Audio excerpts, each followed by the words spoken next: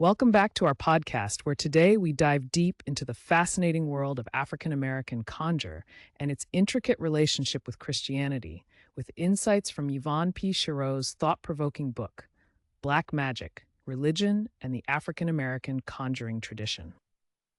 That's right.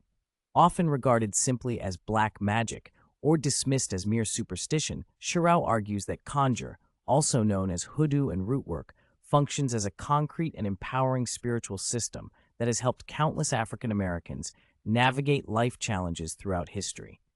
It's amazing how intertwined these traditions are. Chireau insists that conjure should not be viewed in opposition to Christianity, but rather as an integral part of African American religious life. It's fascinating when you think about it. There's a real rhythm, a blending of spirituality that reflects the resilience of the community. Absolutely. And this blending is referred to as vernacular religion. Now, let's break that down a bit for our listeners. Vernacular religion means that spiritual practices can exist outside of formal church settings. It can happen in everyday activities, like praying at home, using charms for protection, or seeking out a root doctor. That's a great point. So, in many cases, what might be classified as magic, like casting spells or using charms, is not seen as separate from religious practice at all, especially within African American communities. The pursuit of spiritual power and survival often intertwines these elements. Indeed, Chireau begins her analysis by defining important concepts, especially targeting how anthropologists distinguish between magic and religion. Traditionally, magic has been seen as personal and goal-oriented. Think spellcasting for love or protection, while religion is often considered more about community and doctrine. So interesting. But in the context of African American life, these definitions blend. Many devout Christians, for example, might turn to conjure practitioners for guidance alongside their church rituals. Right. This leads us to the core relationship between conjure and Christianity, as explored in Chapter 1 of Chireau's book, titled Our Religion and Superstition Was All Mixed Up. Here, she emphasizes how, historically, African Americans have navigated between the two traditions, often seeing them as compatible rather than conflicting. That's another crucial point. It's about belonging and finding comfort as much as it is about spiritual efficacy. There are historical figures like Henry Abraham, an early Hoodoo doctor who created what he termed Christian lay, charms based on biblical verses. He viewed his work as a ministry aimed at healing and protection. Exactly. Now let's not forget about the dynamics of power at play here. Chireau highlights how many church leaders have historically condemned conjure, labeling it as witchcraft or demonic work. Yet many everyday believers still found ways to incorporate conjure into their healing practices, sometimes seeing it as fighting fire with fire in an oppressive world. This idea of mixing different spiritual tools isn't confusion, but rather a coherent African worldview.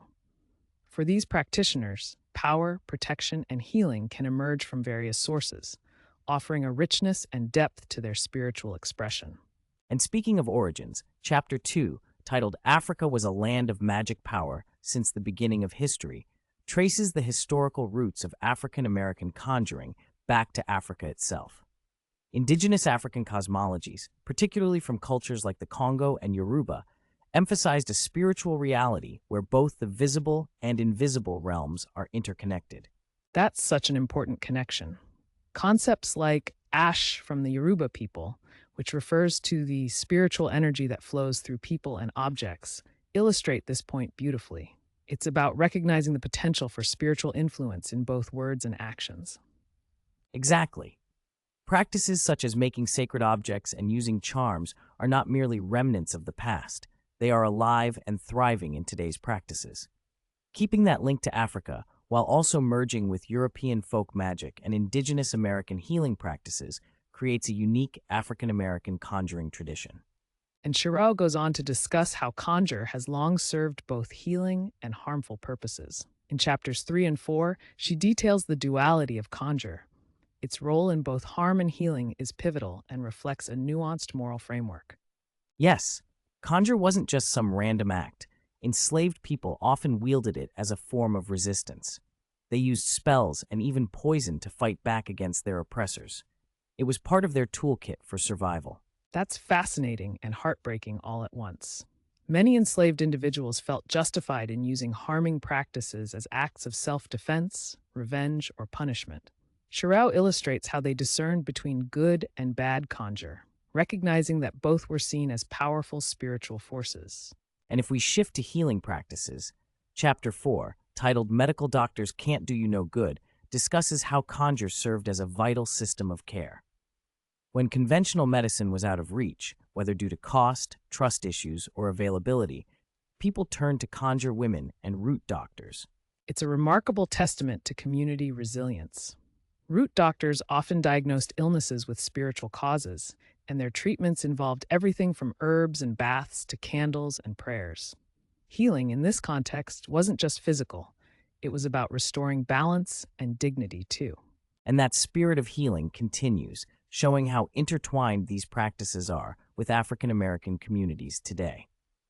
According to Chireau, Conjure still serves as a pathway for people to regain some control over their lives, contributing to their identity and agency. Absolutely. Chapter 5, We All Believed in Hoodoo, shows how conjure isn't some obscure practice, but rather deeply integrated into African American culture. From the blues to jazz, from literature to hip hop, you see these references to root work and spiritual power mirrored in various cultural expressions. Chireau argues that Conjure is not merely a relic of the past, it's a living tradition. There's a vibrant landscape of African American spirituality that includes both the church and conjure. The interplay where religious practitioners might also be conjurers shows the complexity and richness of their belief systems. As we wrap up, it's clear that Chireau challenges stereotypes about conjure, pushing beyond the exoticized portrayals often found in media. She centers Black voices, relying heavily on narratives from history and folklore. Indeed, by examining conjure in this light, we see it as a genuine, coherent spiritual tradition rather than a mere curiosity or superstition. It showcases how interwoven African traditions are with American experiences, especially those born from the shadows of oppression. So, what are the takeaways from our discussion? African American conjure is not a separate entity from religion.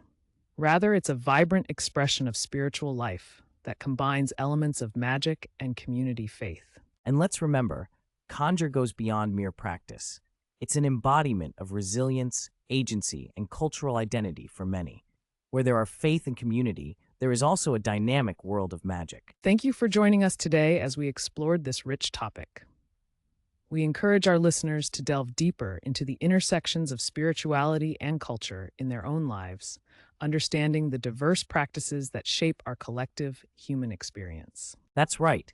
When you discover the connections in your own spiritual journeys, remember, every tradition has its own magic to share.